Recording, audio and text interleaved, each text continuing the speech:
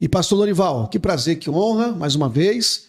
E eu queria, desde já, fazer essa pergunta.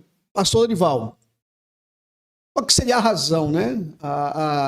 O ideal, né, de falar, de ensinar, de ser mentor, né, de aprender também, de discipular pessoas. Qual que seria a razão de tudo isso? E a gente sabe que a caminhada cristã envolve esses dois. Sim. Né?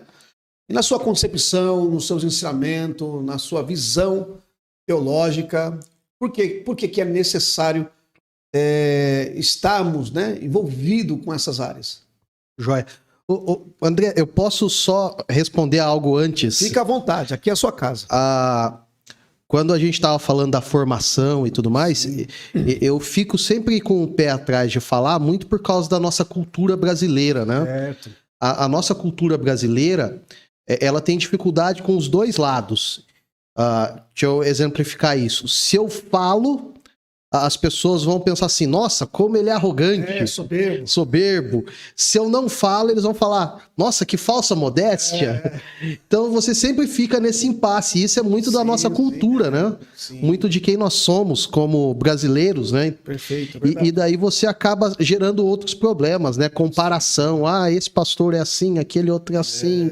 Quando não deveria de ser, né? Cada um recebe a porção e acaba abençoando a partir disso, né? Isso. A partir dessa caminhada. As pessoas querem, elas têm essa, como você falou, cultura, né? E essa predisposição de já superficializar a pessoa, sempre assim, não foi com a cara dele, né? Já tem isso no comum. Sim. Nem conhece a pessoa. Nem conhece a pessoa, né? E quando a pessoa tem algumas credenciais, né? Acaba realmente gerando esse tipo de pensamento e até de fala. Né? E é ruim, as pessoas não sabem lidar realmente com essas coisas, não sabem. Eu vi um comentário de um músico esses dias, e ele foi criticado, e a crítica dele em relação à pessoa que falou dele foi a seguinte, ele nunca tomou uma xícara de café comigo, ele não me conhece, ele não sabe quem eu sou, e tá me criticando. Então nós temos muito disso, né? As pessoas à nossa volta, infelizmente, caminham muito nesse perfil, nessa linha, infelizmente. E ela acaba gerando um problema para ela mesma. No sentido de quê? De cultivar uma amizade, de já se travar com a pessoa, né? Às vezes, criar uma crítica sem noção, na verdade, e sem motivo. Sim. E também de receber aquilo que a pessoa tem de bom. Exato. De compartilhar e de receber aquilo que a pessoa tem de bom. Exato. Então, assim, eu tenho esse ideal, né? A gente vê que na mentoria, quando a gente vê alguém que tem mais do que a gente tem, o ideal é o quê? Deixa eu colar nessa pessoa e aprender com ela. Claro. Né? Criar-lhe um vínculo, uma amizade, um relacionamento e aprender, que é o melhor, né? A gente tem que estar sempre aprendendo. Sim. Bom, voltando para a pergunta, o porquê desse tema? Quando eu saí do seminário, e já faz mais de 10 anos, eu me formei em 1º de dezembro de 2012. Faz tempo. 10 anos já. Quando eu saí de lá, eu procurei um pastor e ele foi o meu orientador na minha tese para poder formar no seminário. E ele me ajudou muito, indicou leituras, corrigiu, falou, conversou. E isso despertou em mim um desejo de poder caminhar mais próximo desse pastor.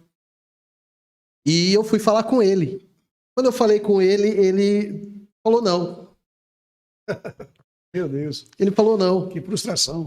Eu fiquei muito frustrado. Ele fez mestrado fora do país e tudo mais. É uma pessoa muito capaz, é diretor do seminário de Campinas. E ele falou não, e ele falou assim, não, você tem uma pessoa já próxima a você, que você pode caminhar junto a ela, que vai te orientar, vai te indicar. Legal. E vai falar sobre material que você possa Não foi desprezo dele, não foi desprezo. Não foi desprezo. Ele enxergou numa outra pessoa que estava já mais próxima a mim. Que legal. Que poderia me ajudar nesse sentido, que é o Antônio Luiz. Sim. Então eu costumo dizer hoje que eu tenho 3 mentores. Um deles é o Antônio Luiz, foi quem me batizou, fez meu casamento, quem me ordenou como pastor, caminha comigo até hoje. Um amor, um carinho, um respeito muito grande por ele. O segundo é o Pezzini. O Pezzini é um dos que iniciou o Sara, que é um grupo que você tem caminhado junto conosco há algum tempo, Sim. que é um grupo de pastoreio de pastores. É isso que a gente está falando de mentoria. Pastoreio de pastores. E o Pezzini tem uma frase bem legal sobre isso. Ele diz que pastor é povo não alcançado. Pastor aconselha todo mundo na igreja, mas quem aconselha o pastor? E por isso que o Sara surgiu e o Pezzini me convidou para fazer parte de um grupo que ele iria mentorear e passar tudo que ele sabia para esse grupo. Já tem aproximadamente 6 anos que eu faço parte desse grupo que ele me chamou para participar. Certo. Com uma alegria, um carinho assim muito grande. O meu terceiro mentor é pastor na IPI de Campinas. O nome dele é Cássio, você conheceu ele. Pastor Cássio. Ele toca violão muito bem. Ele é alguém extraordinário, também é envolvido com o Sara, né? E ele é o terceiro mentor, né? Na verdade, por ordem, André, é primeiro o Antônio Luiz, depois o Cássio e depois o Pezzini. Mas só porque eu fui organizar aqui. Então, a mentoria surgiu de um desejo por crescer. Só que esse desejo por crescer lá atrás, que eu queria indicações de leitura, de como seguir o ministério, ele foi tomando outros rumos em como desenvolver um ministério saudável, como ter uma vida saudável. E eu fui percebendo que isso era extremamente importante. Então, em linhas gerais, qual é a importância de tratar desse tema?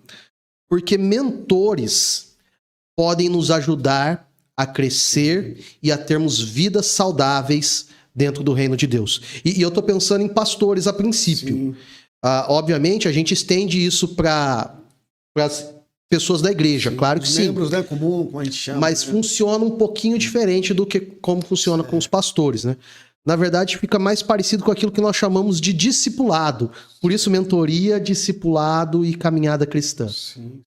E quando você fala de mentoria, discipulado, o ideal seria primeiro mentorear ou discipular primeiro? Ou é a mesma coisa? Como é que seria? Os processos são concomitantes, né? Eles vão funcionar ao mesmo tempo. Certo. Então, ao mesmo tempo que nós somos mentoreados, nós como pastores somos mentoreados, a gente mentoreará outras pessoas e, ao mesmo tempo, seremos mentoreados. Existe um conteúdo diferente para o mentor e mentorear alguém? E conteúdo, quais são os critérios que ele usa e do discipulado? Nós estamos colocando dentro da visão cristã, né? Da cosmovisão cristã. Né? É que eu entendo tanto a mentoria como o discipulado não somente como conteúdo. Envolve conteúdo, mas não é só conteúdo. Então, por exemplo, alguns livros que nós indicamos para pastores, nós não indicamos para as pessoas da igreja. Certo. O nível de leitura é um nível diferente. O nível de exigência de leitura é um pouco mais diferente. Então, num processo discipulado com o irmão da igreja, a gente vai falar sobre as bases da fé, sobre um pouco de espiritualidade.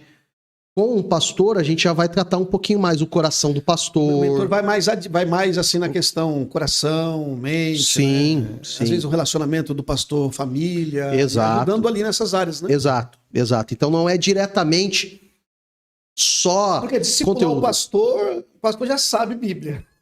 Então, assim, na maioria das vezes, né? Esse é o problema. Nós definimos discipulado como um conteúdo, uma matéria.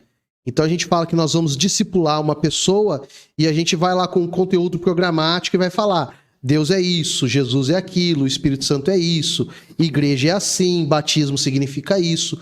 Só que isso não é discipulado. Lembrando um pouquinho daquilo que Jesus fez com os discípulos, discipulado é uma caminhada. Ele vivia full time com as pessoas. Era 24 horas por dia, conversando, caminhando. Os discípulos via como Jesus agia nos bastidores. Passar um estudo para as pessoas, você pode maquiar, você pode preparar bem aquele conteúdo. Mas e como elas veem você quando você está lá na sua casa, na sua família, com seus filhos? Então, discipulado, uma definição que eu penso é experimentar a vida juntos.